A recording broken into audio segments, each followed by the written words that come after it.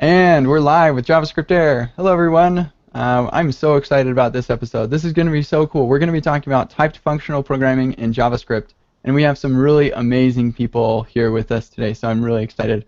This is episode number 34, and yeah, JavaScript Air is fun. Let's go ahead and I'm going to give a quick shout out to our sponsors who make lots of the cool things about the show possible. So first, our premier sponsor, Egghead.io, has a huge library of bite-sized web development training videos. Check them out for content on JavaScript, Angular, React, Node, and much more.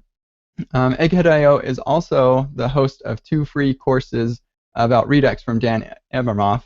Find them at egghead.io/Redux. So, and Dan is here today. Fun stuff. Front-End Masters is another sponsor. It's a recorded, expert-led workshop with courses on advanced JavaScript, asynchronous, and functional JS, as well as lots of other great courses on front-end topics. Find them on at frontendmasters.com. And Track.js reports bugs in your JavaScript before customers notice them. And with their telemetry timeline, you'll have the context to actually fix them. Check them out and start tracking JavaScript errors today at trackjs.com. And WebStorm is a powerful JavaScript IDE. Working with Angular, React, or Node.js, then you don't want to miss its super intelligent coding assistance. Use the discount code JavaScriptAir, all one word. The J, the S, and the A are capitalized. So use that code at checkout at jetbrains.com/webstorm to get 20% off of your WebStorm personal subscription. I'm going to add that code to the JavaScript deals page, or the JavaScript Air deals page, so javascriptair.com/deals. And you can find that code there. And then Trading Technologies is looking for passionate and inventive full-stack JavaScript developers who want to work on cutting-edge solutions in a collaborative and challenging environment. Go help them build the top choice platform for derivative traders. All right, sweet. Those are our sponsors. I'm so grateful for them.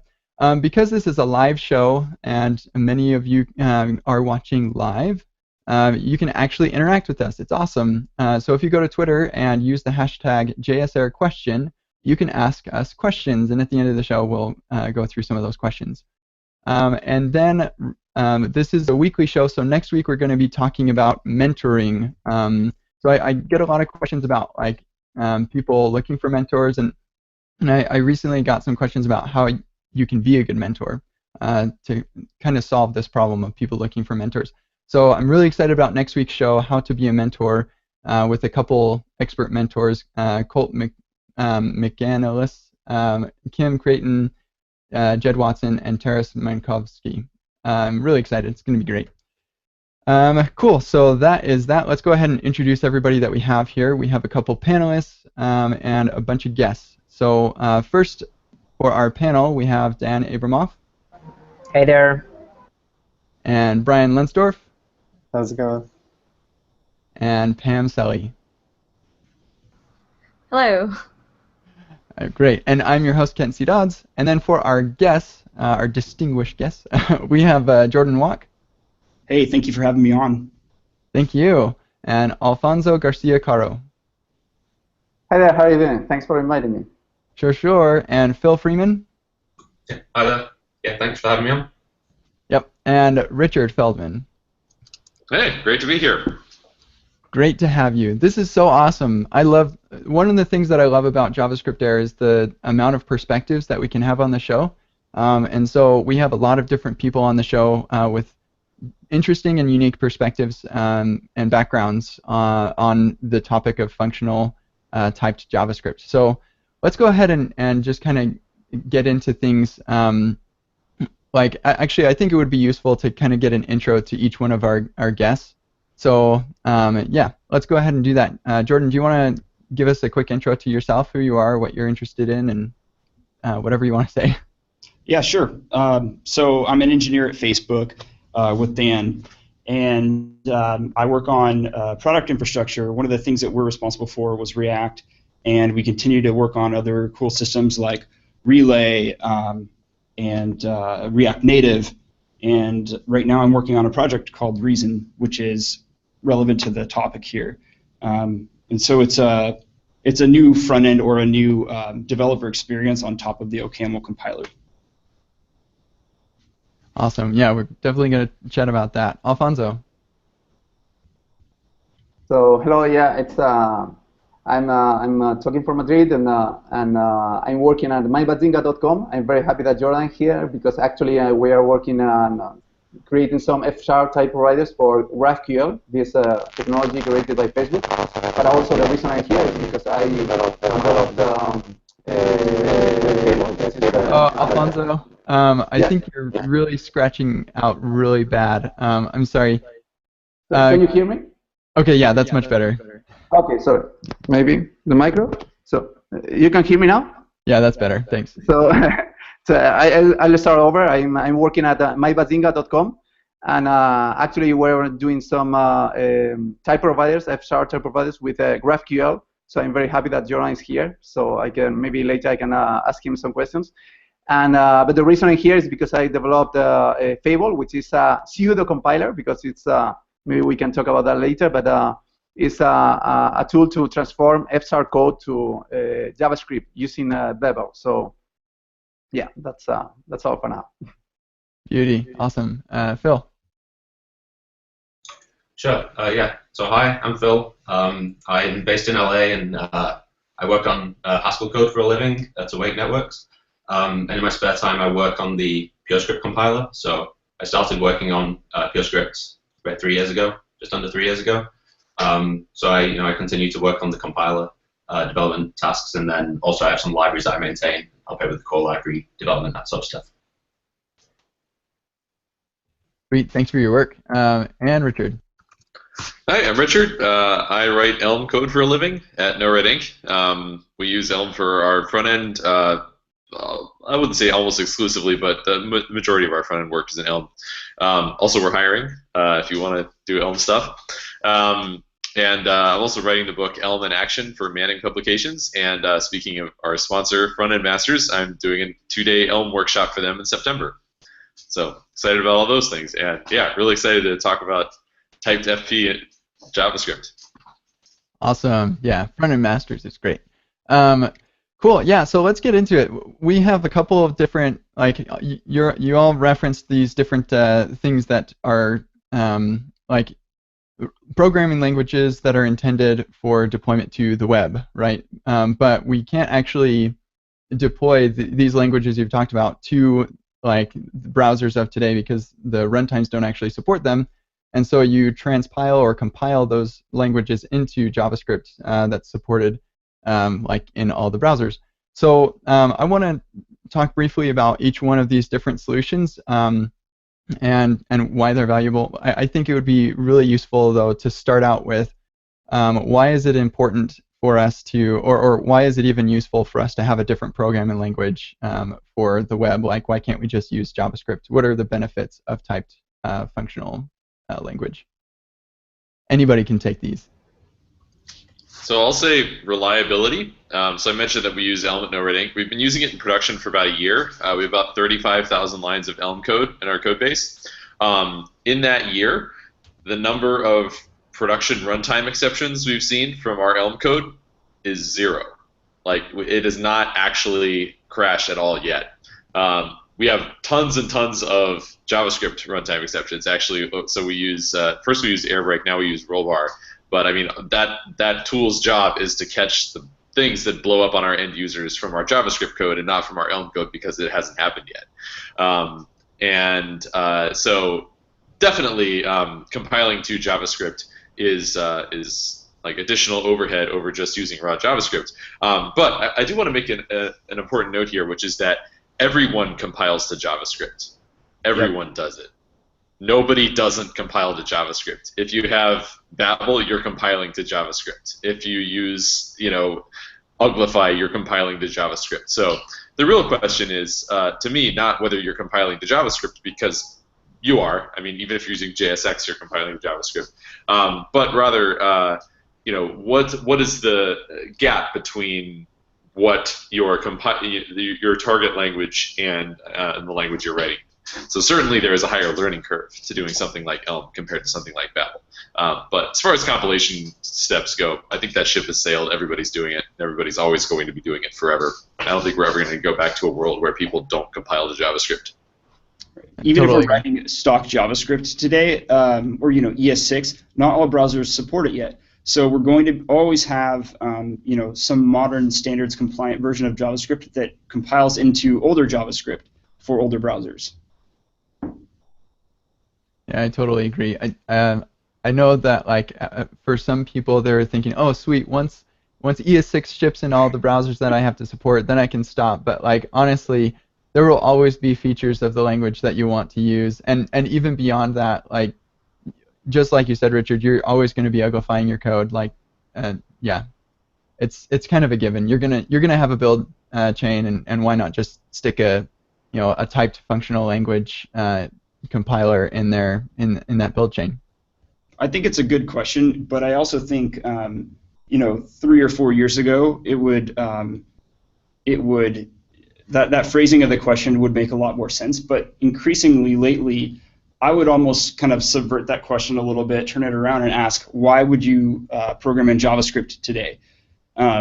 Because the options out there, they're immense. There's so many different ways for you to program in the language that you want and then target JavaScript. I think the question now is increasingly becoming, if you could choose any language that you wanted, why would you choose JavaScript to target the browser? And there's some good reasons for that, but it's not exactly clear anymore. Yeah, actually, just in response to that, like I know that lots of people's resistance to using anything outside of JavaScript is the like just the sheer knowledge base of the broader JavaScript community.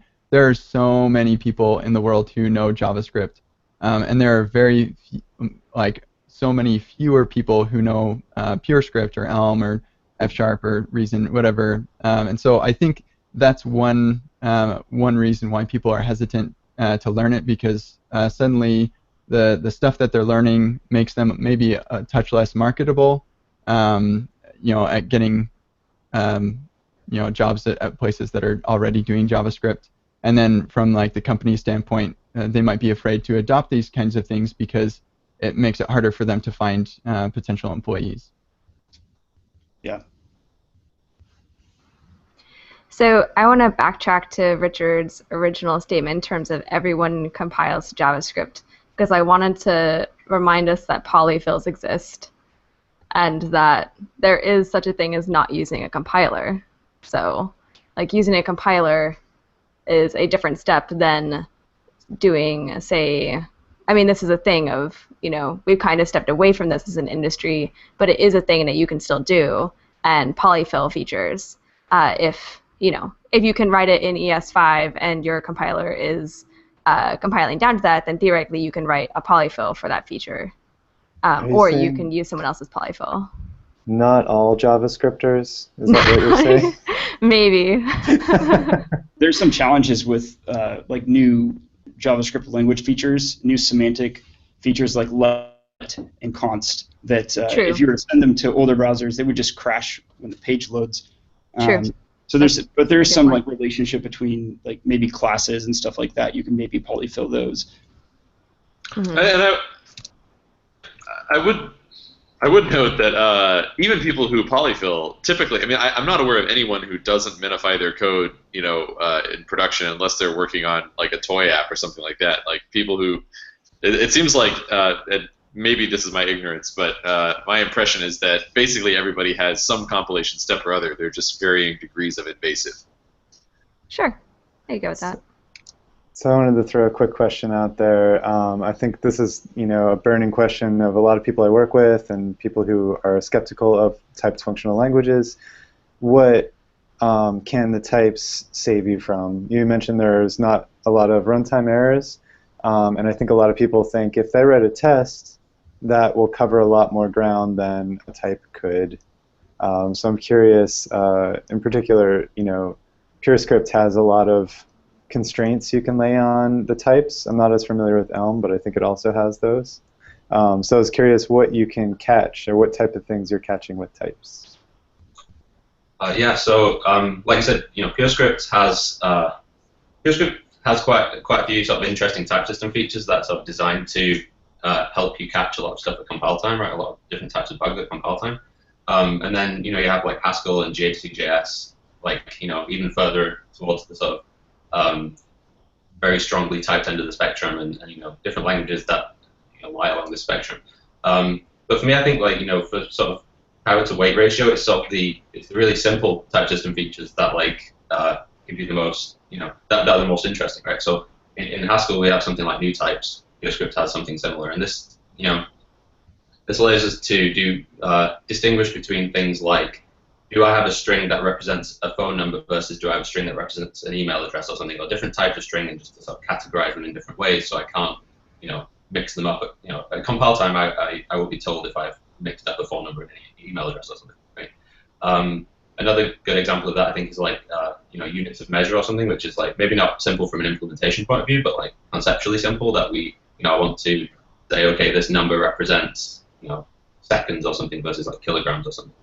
Patch that stuff in the type system. So yeah, there's sort of all these sort of very interesting type system features which can allow you to assert sort of much more interesting things, but it's the sort of simple stuff that's really interesting, I think, as well.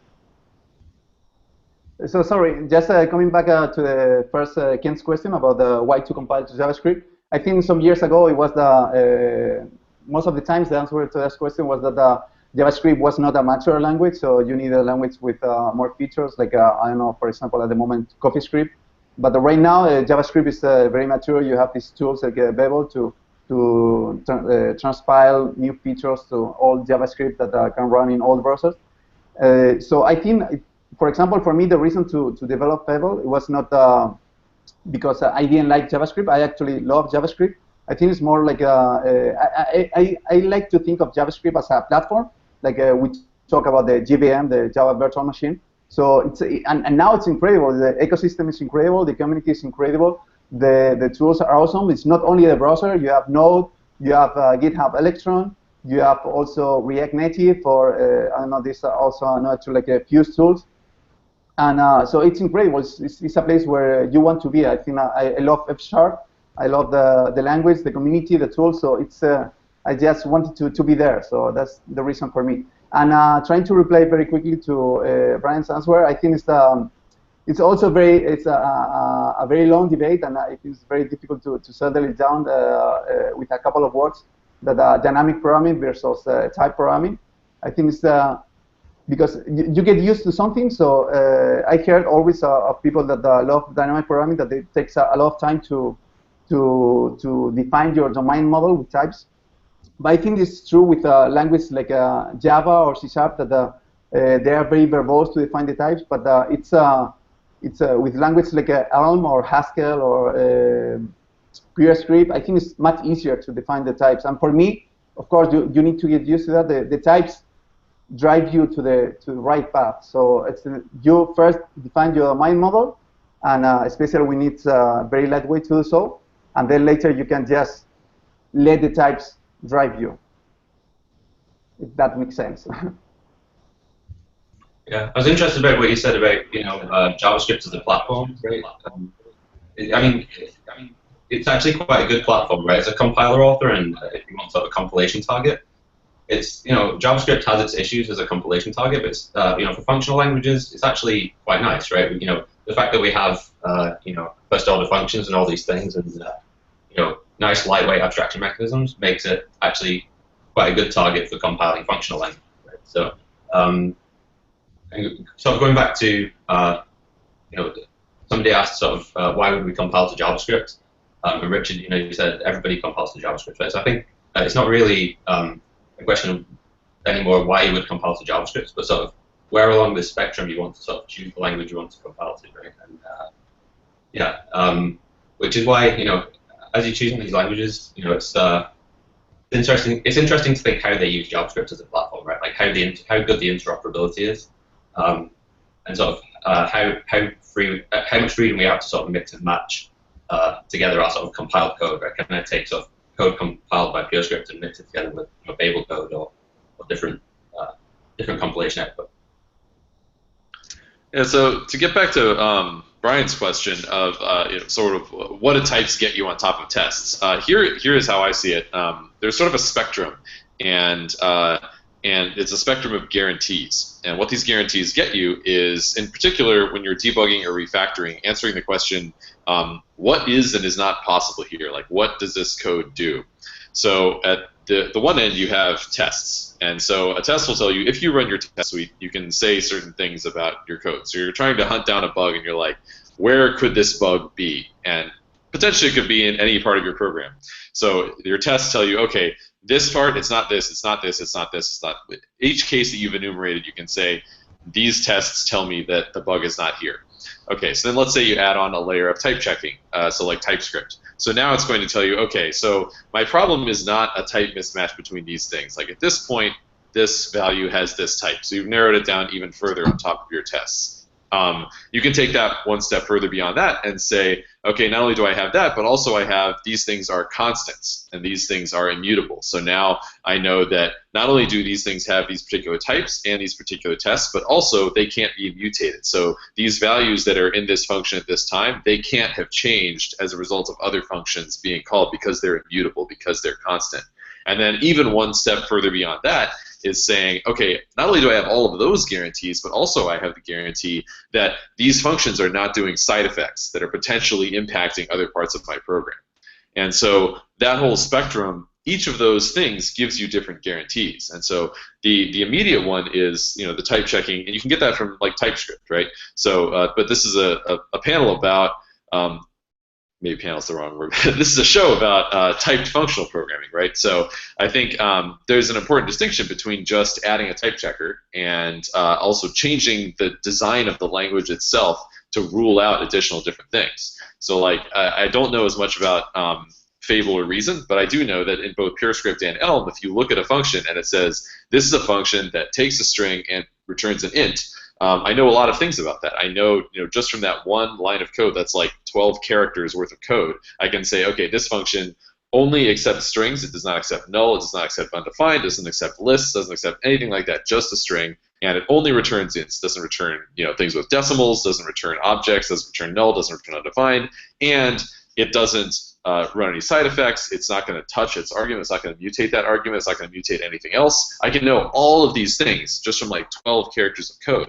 And when my entire code base is covered in these things, the debugging experience is just completely unrecognizable from JavaScript, where you're like, okay, what does this function do? Well, let me read the entire implementation and go read all the tests just to figure out something that I can get in Elm or PureScript in like 12 lines of type annotation. So that's the big benefit for me.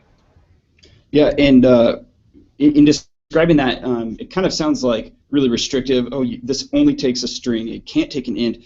But all of these languages that we're talking about today, Elm, PureScript, OCaml, Reason, they also provide these mechanisms for you to express what could be accepted, like it either takes an int, or it takes a float, or it takes a string, and you model that and express that. So you can expressively describe what is taken, not just what isn't accepted by a function. So I think this reminds me of I don't even know who to attribute this to, but there's the quote, tie your hands to free your mind. And I think that kind of is the whole mantra of functional programming and like immutability and all of this is that, like, sure, you're kind of giving up a little bit of freedom or liberty to kind of do whatever you want. But what's nice about that is everybody else is giving up that same freedom and liberty. And so when you go to look at somebody else's code, you have to hold less in your head, and that's one of the things that we're always fighting for when we're developing applications. Is like I only have so much space for state in my head, and the less I have to keep in my head to maintain this code base, the better. Yeah, totally agree. I feel like that's such a weird phrase, Kent. Like, I guess there's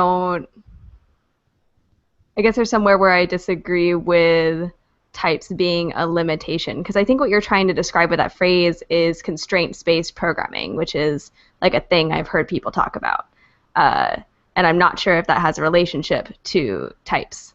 So I would even disagree so far as to say that using a type system is codifying a thing that you were doing anyway. Like when you wrote, choosing the simplest example, when you wrote a function add, you expected to hand it a number. You didn't necessarily expect to hand it a string.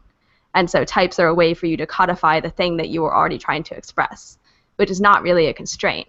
It's actually being more explicit about what you mean. Right, I agree that it's more explicit, but there are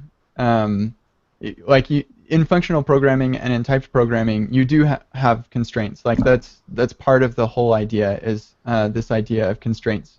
Can you expand on that though? Yeah. Yeah. So let's take an example of functional programming. Part of the idea of functional programming is no side effects. And so if you have something that takes some arguments and then you want to make a call out to the DOM, well, you can't do that because in functional programming, that's the side effect. That's you're breaking out of the constraint. And so in that sense, you're tying your hands. You can't do as much as you could before with just regular JavaScript. But by doing that, you're giving yourself some guarantees that are really valuable. So you have to think about less. That's kind of what I mean by tie your hands to free your mind. Okay. Yeah, I think that helps. As a producer of libraries, it can sort of seem like it's burdensome to have to satisfy all these constraints, right? But the converse is that as a consumer of somebody trying to use a library, good types should also serve. Those constraints should also serve as a documentation tool, right? And if I, like Richard said, if I see a function from string to end, and somebody else wrote that function, it's in some other library, I know exactly how I should be expected to use that. I know how I can expect it to work if I use it in the right way. Yeah, so types I think can serve a good documentation, serve as a good documentation tool as well.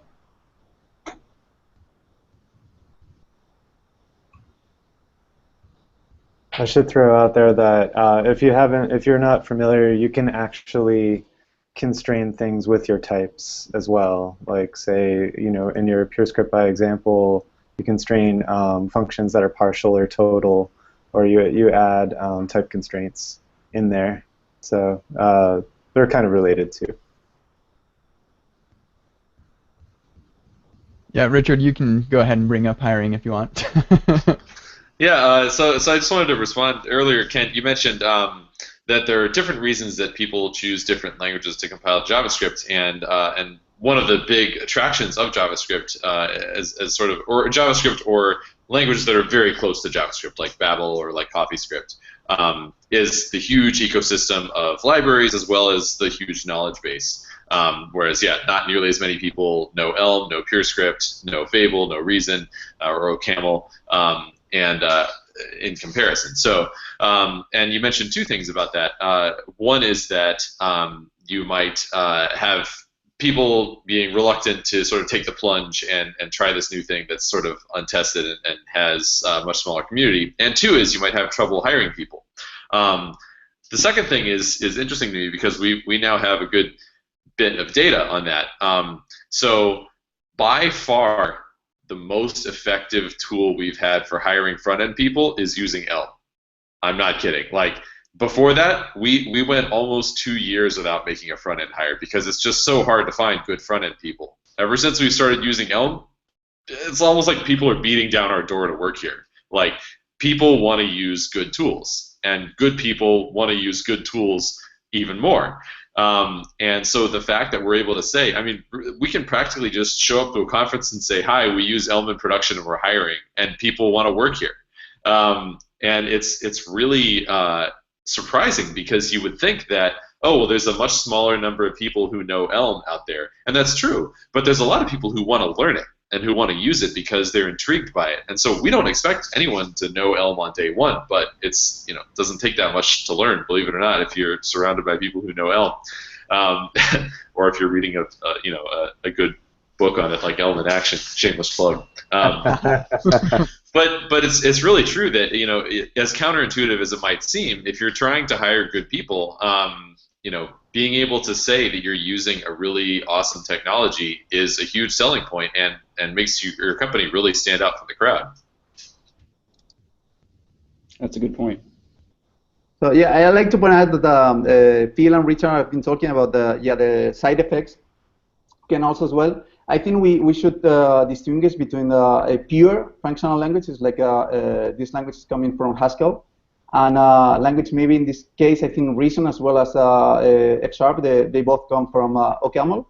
So it's an impure functional programming language. So it means that it allows you to do this kind of side effects, and even for Fable, for example, you can even do dynamic programming. So F# would say that it's a functional first language, but it's not. You can apply different paradigms if you need it to. So it's the same way as when we are talking about dynamic programming, that you say, no, I want to do things very quickly. I don't want to spend time creating my domain model. So in this case, it's more or less the same. It's the middle step, but you think that maybe sometimes you need to access the DOM and you need to mutate something. So it's good that you have this feature. But I completely agree with Richard and Phil that if you take this job and you decide to go to the completely pure language, I think it's the chances that you'll get errors in the runtime are much less. Yeah. I just wanted to, and that's totally right. It's good to know about the distinction there. And I think onboarding or learning the language is pretty difficult, especially in a pure setting. And one of the hardest things is to actually understand what the compiler is trying to tell you, or know how to fix these kind of random type errors. Can anybody speak to how to learn a language, like a typed functional language that might be totally different from what they're used to? Do you mean, so Brian, which is your question, like where are some suggestions for someone to start, or maybe even just people sharing their personal experience? Yeah, coming from a dynamic JavaScript language where they just kind of throw some arguments at a function and it writes to the screen, like, how do you start learning? I think if you've never used a type system before, something like Flow, which is one of the things that our team builds for JavaScript, eases you into the notion of types, and it kind of does that gradually. It's not going all in at once, but if you wanted to do that, I think Elm has a great reputation for being very noob-friendly, and that developer experience of getting on board is just really seamless, and I think it could be a great way to try sort of the complete picture, assuming you don't have side effects in anything. Yeah, I think Elm has set the standard for compiler-friendly message. Yeah, friendly compiler message. Sorry. Yeah, actually, there's a movement now in the F# community to make the compiler messages more friendly, and we have Elm as the goal to go. Yeah. And I think that it's not like when you dive into one of these languages like either Haskell, Elm, PureScript, OCaml, Reason, it's not like you've gone in this one direction and oh no, I've kind of strayed from these other languages. It's going to take a lot of work to go learn the other ones. That's not the case. It's actually once you learn one of these ML derivatives, they all kind of come from the same family of programming languages. Once you learn one, learning the next one is just really easy because you can relate like a concept in one to the other instantly. I think that's actually been one of my fears, and so I'm glad that you mentioned that, Jordan. Like, to be perfectly honest, I totally love the idea of a type system. I love the idea of functional programming, but I've yet to actually jump into it because there's a little bit of decision like FOMO going on there. Like I worry which one should I really pick, and also like it's a matter of how do I find the time to learn this stuff? But like when I'm not doing it on the job, like I can't convince my boss to let me build something new in a language I've never used before, and so like finding the time to do that. But yeah, I'm really glad that you mentioned, you just kind of learn one of these, and you mentioned ML-based languages. If you could actually kind of define that for us, that'd be really helpful. Sure. Were you saying that you have typed functional JavaScript fatigue? That's right. Yeah. Yeah. So you can like look up on Wikipedia the history of ML and OCaml and Haskell, and you can see that these languages have been around for decades, really, and these ideas and the implementation of the type systems have been around for a really long time, and they're all kind of taking inspiration from each other, and the history is more complicated than a lot of people kind of describe, but to reduce it down to a simple story, you had this ML family of languages from which Haskell and OCaml, and then eventually Elm and PureScript all kind of derived from. Phil might be a better person to speak to that. I think one thing that's sort of quite important about ML is the fact that we have type inference for all our terms, right? So I think some people have sort of a bad perception of typed languages in general just because they're used to type systems where they have to write quite verbose types on all of the expressions. But one of the benefits of sort of ML and the ML family of languages, of course, is that we don't have to do that. The compiler, we still have to sort of make sure our programs are correct, but the compiler will do that without us having to write type annotations everywhere, which is really really powerful. Right? Yeah, I just wanted to jump in and ask something. So Kent mentioned a good point about not knowing how to start with a type language or something like this. And what I found is that, for example, when I was learning React, the reason I learned it well and was able to apply it is because I was able to take one component in my app and use React there and figure out if it works well for me. So I think I'd like to ask different panelists who are working on different languages, what is your story for integration with existing JavaScript apps, and can you use these languages together in JavaScript applications? I think that this is why compiling to JavaScript is such a powerful idea, because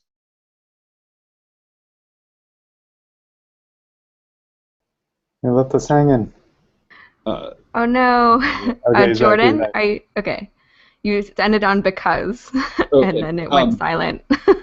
Okay. I was going to say one of the benefits of having an impure functional languages, Alfonso mentioned this, is that you can more easily interop with other implementations of libraries that are also impure, like most JavaScript libraries. And then those invariants that you're keeping in your head about purity, you don't have to be as careful about that. So that is one strength of something like OCaml, Reason, or F#, I feel. So Elm, actually, coincidentally, the top blog post on the Elm website's blog is actually about doing this, specifically with React. It's here's how to embed Elm programs in your React programs. And the reason for this is that this is basically, and the title of the post is How to Use Elm at Work. And because it's this is the success story. When people successfully start using Elm at work, it's by doing exactly that. You have a big JavaScript code base and you introduce a very small bit of Elm for just one part of one thing. And then once you get that in production, you're oh, okay, that went well. Let's try expanding it. Let's try expanding it. Everybody's intuition seems to be, let's wait for a big rewrite. Oh, we're going to do this huge project. We're going to do it in Elm. Always, almost always fails. I mean, it's like a recipe for disaster. It's much better to just do a small thing. So to Jordan's point about, you're working in this, Elm is purely functional, no side effects. JavaScript is full of side effects. How do you reconcile those two? So the way that Elm interops with JavaScript is through the system called ports, and it's basically you talk to JavaScript the same way that you talk to a server, which is to say you send data over and then you get data back. And the nice thing about data is that data doesn't involve side effects. So there's no actual code sharing. So you can't actually mess up your invariants that way. There's nothing to worry about there. Is that mechanism synchronous? Is it synchronous? No, it's asynchronous. Just like talking to a server. So the metaphor is very strong with talking to a server, except that there's no network traffic. It's just you're all in the same memory, but you design it exactly the same way as you talk to a server. And so what that means is that when you want to, it's sort of you can either think of it as JavaScript as a service when you're writing an Elm app and you want to go use a JavaScript library, or you can do it the other way around and be oh, I have some JavaScript code I want to introduce Elm. Let's just drop Elm as a service in, and then expand from there.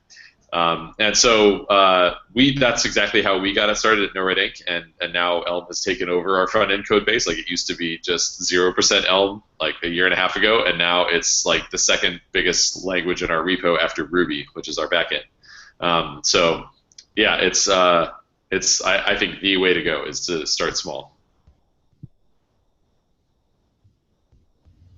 So yeah, I want to stand on what Richard said, and yeah, I think there is also a design choice when you're making a tool to compile from another language to JavaScript, how to interact with JavaScript, and I think you have these two extremes, you have Elm, that you have this protective barrier that will save you of many errors at the one time, and then you can just interact directly with JavaScript. So for example, in Fable, you can do dynamic programming, so there's nothing that is protecting you from the impurity of JavaScript. I think this is also coming because F# was a language designed to interact with C#, with the .NET platform, the same way that the Scala was designed to interact with the Java platform. So it's a functional language, but it's annulling the fact that you have to interact with imperative or impure code.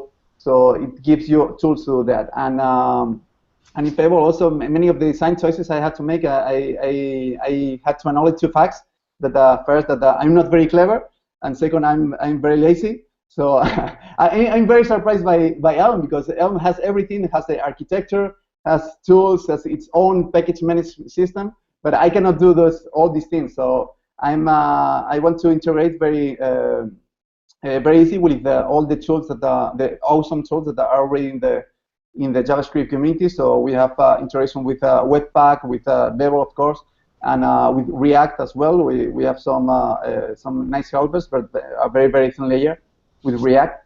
And for that, of course, you have to trade safety for convenience. But yeah, I don't know much about the PureScript, maybe, and Reason, of course. Reason, I'm assuming that it's more or less the same approach as F#, but I may be wrong. So if Phil and Jordan can clarify that. I think it would be helpful to clarify a little bit more about what Reason is right now. So Reason is basically improving a lot of the common complaints about the OCaml compiler and making it more friendly to JavaScript and front-end developers. And the first complaint is always syntax. So what we're doing is we're making the syntax more approachable to JavaScript developers, web developers, front-end developers.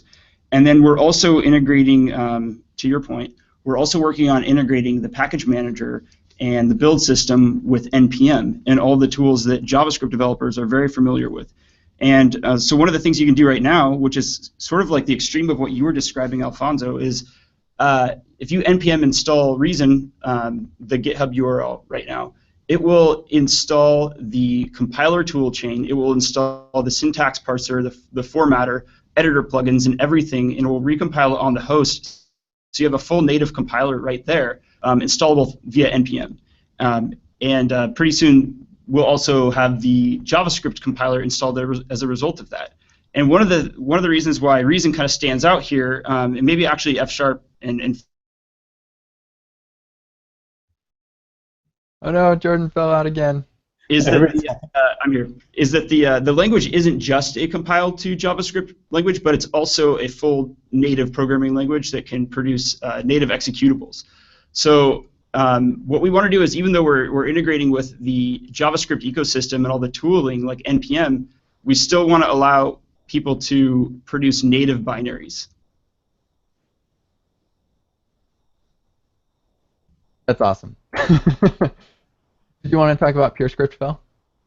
Yeah, sure. So, so the approach to the foreign function space, which is what we call it, the way we talk to JavaScript in PureScript, is a little different from what Richard described, where you have sort of JavaScript in this, you have this sort of, in Elm you have this sort of message passing to, this essentially JavaScript service written in Elm, if you like.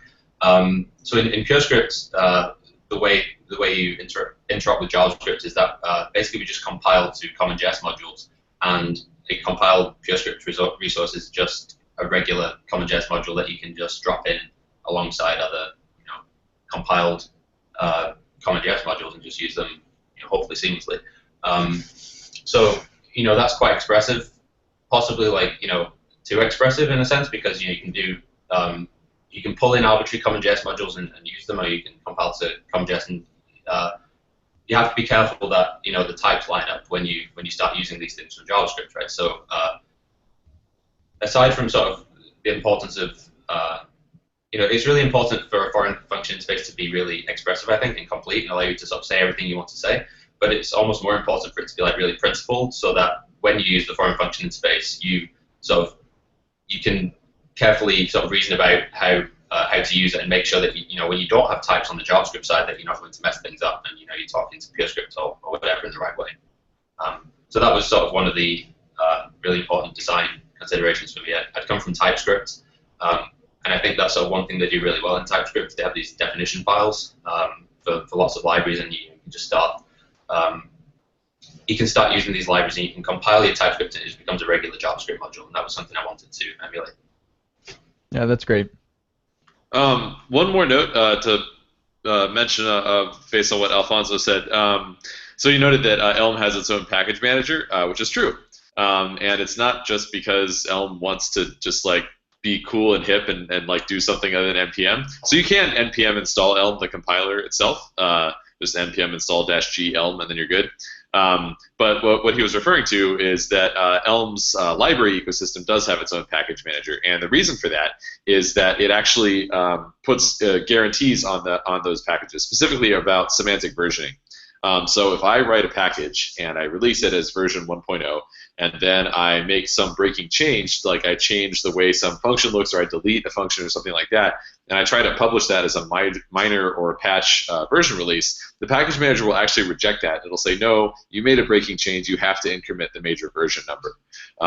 So the result of that is that semantic versioning is actually guaranteed across all packages in the ecosystem, which is pretty cool because it also means that when you do your constraint solving, so like an npm, when you install a module, you get all of the dependencies that come with it.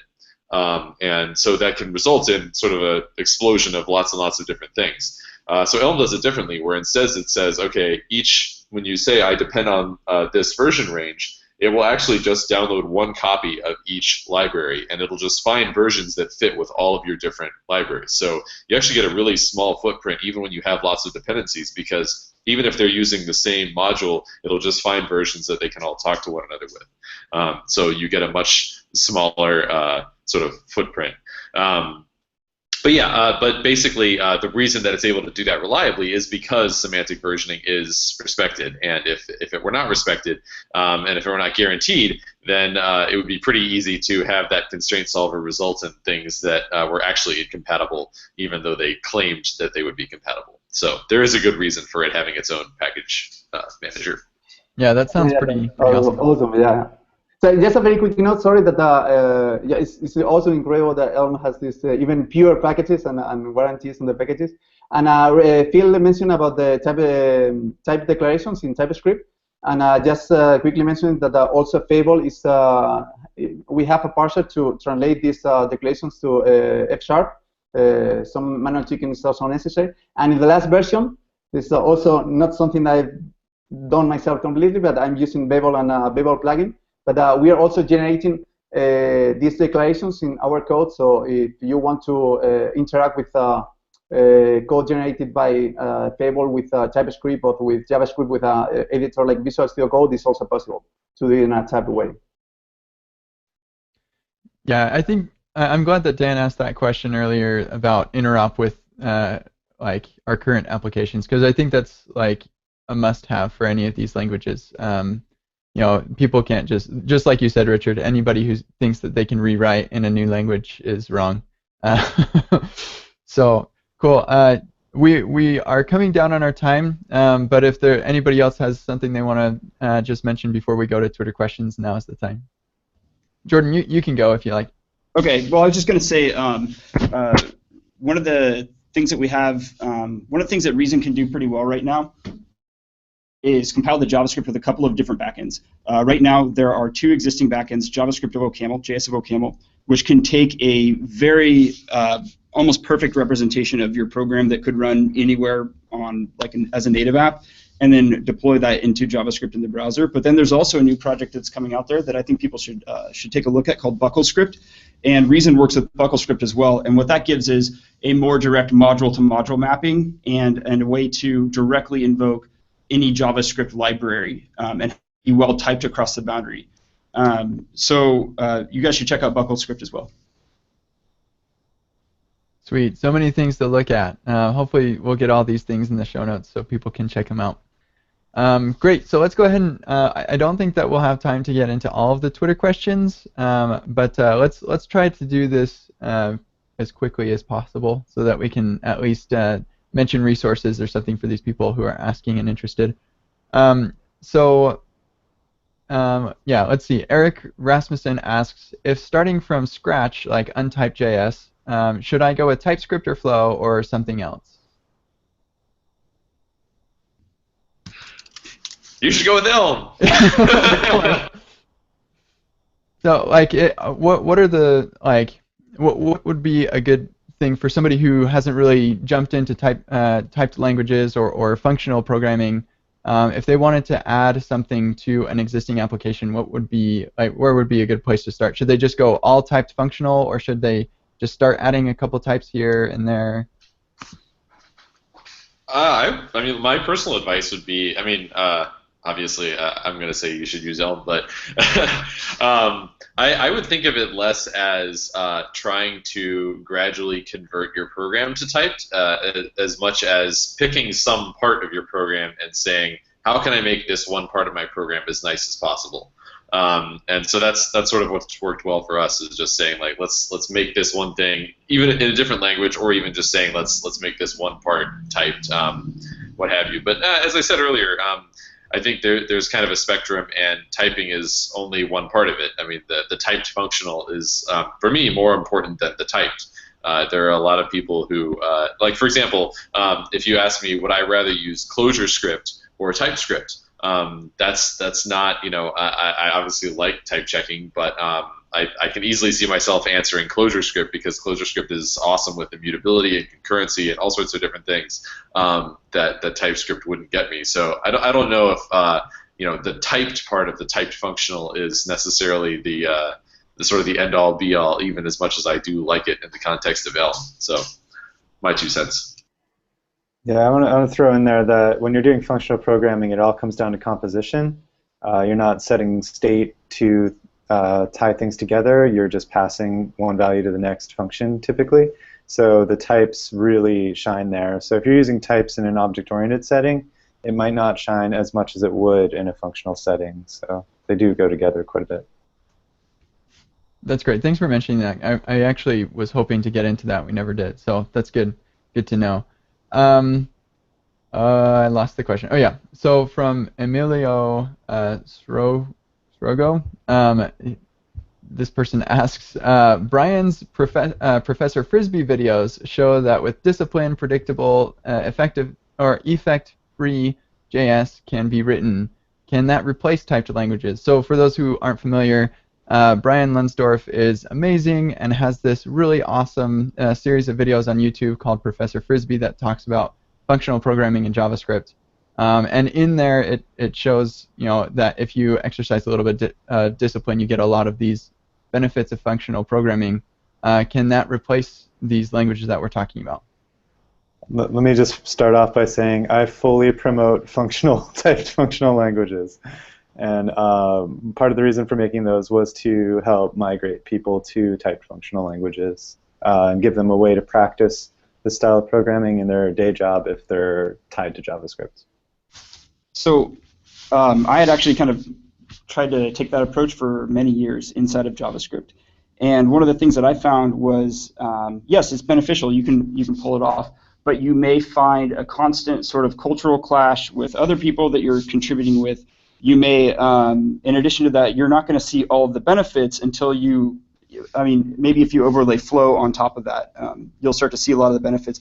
But you can't even really fully maximize the benefits until you have a static type system that can prove your program is sound and make all these kinds of optimizations, dead code elimination. So yes, you can get some of the benefits, but I don't think you can get all of them. Yeah, I think Jordan is right. This is something that we don't talk that much when we are talking about language. But what's idiomatic in the language is very important, because it's if you have the you can exercise this discipline, but if you are not, it's not idiomatic. As soon as you work with a team, you are working with other people, it's very difficult to keep their style. And also the key word is discipline, that you have to do everything by yourself, and then the compiler is not helping you. When a compiler like Elm, PureScript, or Reason, F# is helping you, so it's much more difficult that you make mistakes.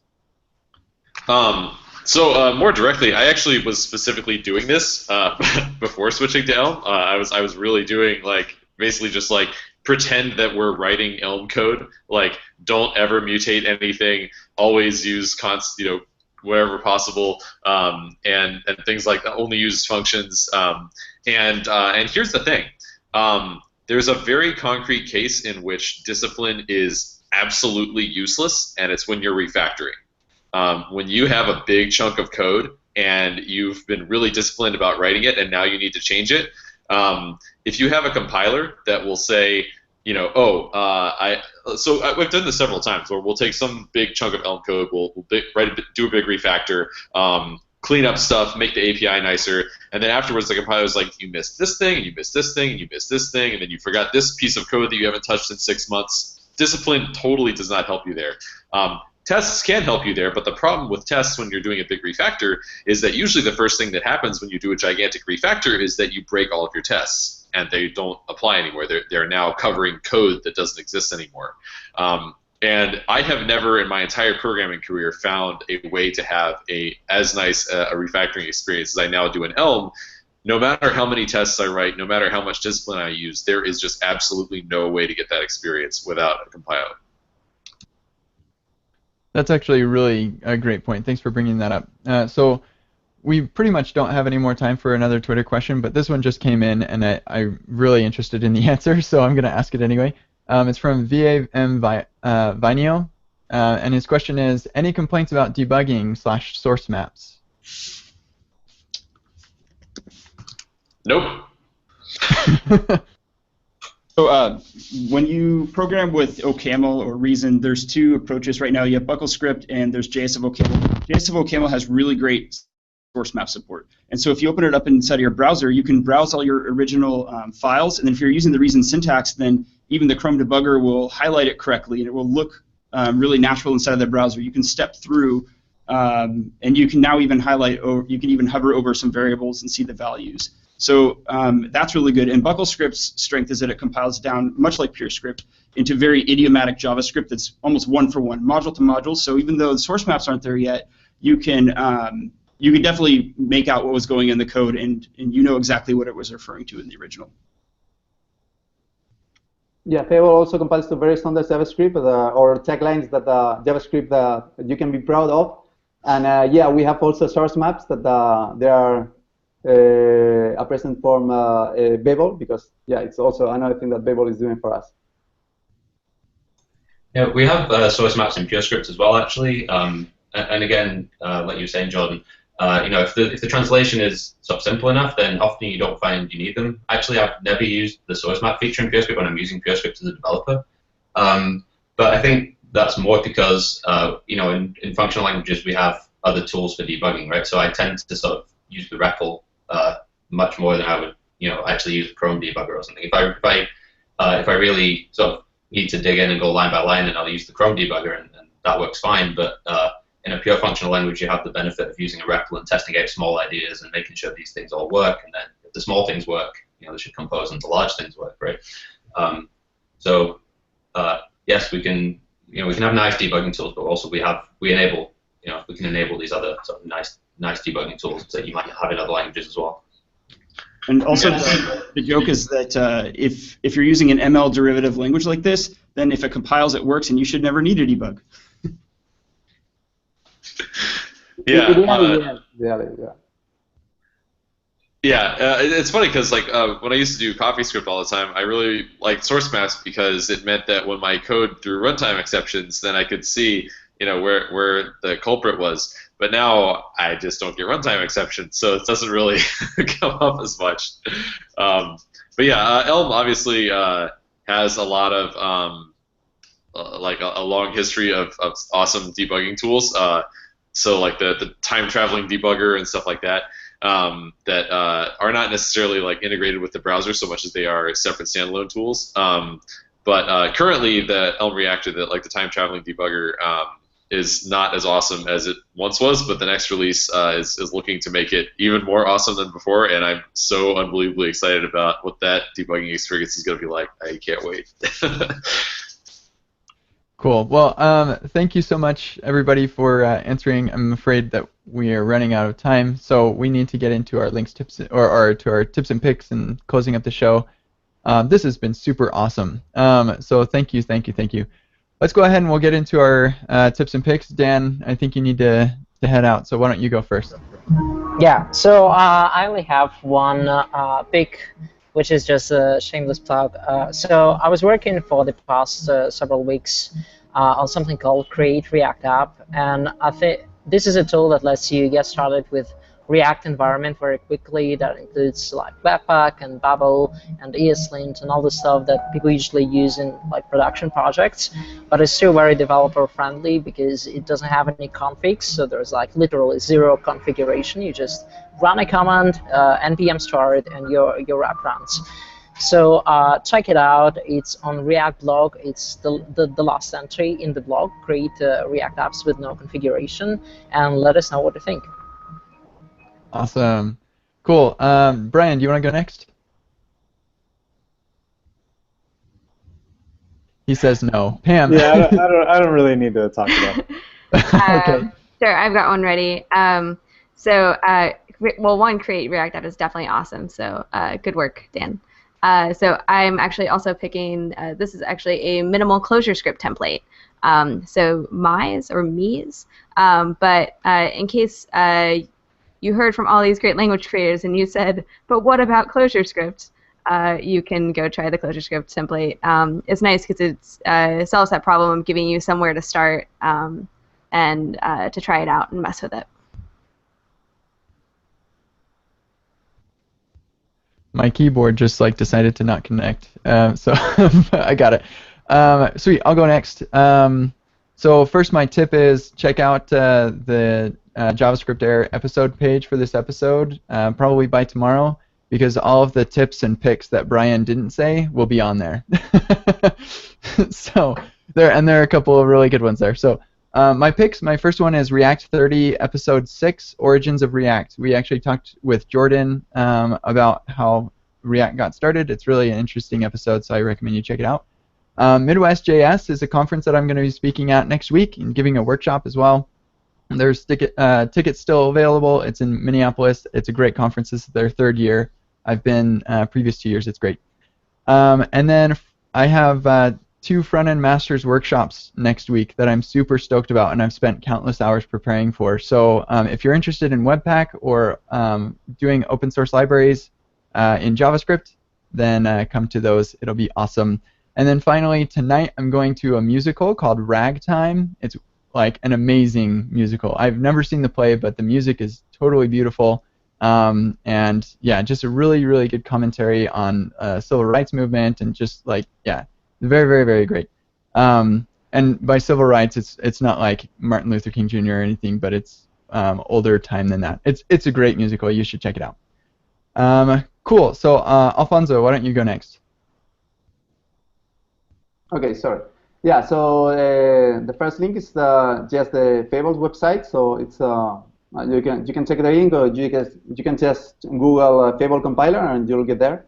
And there you have the samples. You have samples, online samples. You have the docs. You have also the link to the GitHub repo. So and very brief instructions on how to download everything from npm and get started. So I think it's a very good starting point. Then we have F# for Fun and Profit, which is a site for learning F# in general, because as we already commented, F# is a general language. It's not only for compiling to JavaScript. And this is very good place because it's focused. We were talking before, if you are coming from JavaScript background, maybe another object-oriented programming or dynamic programming. This is for people who are new to functional programming, and I like it very much. And the last link is the IonID, which is a plugin for Atom and Visual Studio Code editors to use F# and things that if you are not on Windows or you are not using Visual Studio, which is the big tool to develop in F#, I think is the perfect choice. But there are also plugins for Vim and Emacs for F#. Awesome. Jordan, why don't we have you go next? All right, a couple of things. Check out the book Real World OCaml. It's free online, and you can order a hard copy of it as well.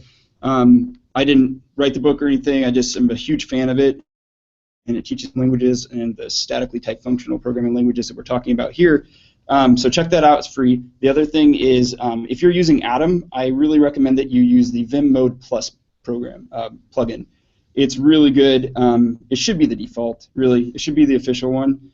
And the developer is super responsive, and he responds to bug reports really quickly, fixes them, and takes user feedback. So yeah, check that out. Awesome. Phil, why don't we have you go next? Yeah, sure. So I have a couple of picks. The first one, I just wanted to point to the PureScript website. It's purescript.org. So for anyone interested, it has all the links to all the resources. So things like module documentation and language guides, a link to the book, all these sorts of things. And the second one, I just wanted to sort of highlight a library from the ecosystem. So the one I chose is called PureScript Pucks, which is a UI library that's really nice. It's sort of an implementation of, I guess it's sort of a combination, takes inspiration from Redux, but also the Elm architecture from Elm. And it's really nice. It has a lot of these tools that we mentioned before, like the time traveling debugger and these sorts of things. So yeah, that's well worth checking out. Great. And Richard. Cool. I want to start by seconding Jordan's endorsement for Atom with Vim Mode Plus. Big fan. Okay, so I mentioned Elm in Action, available for early release now.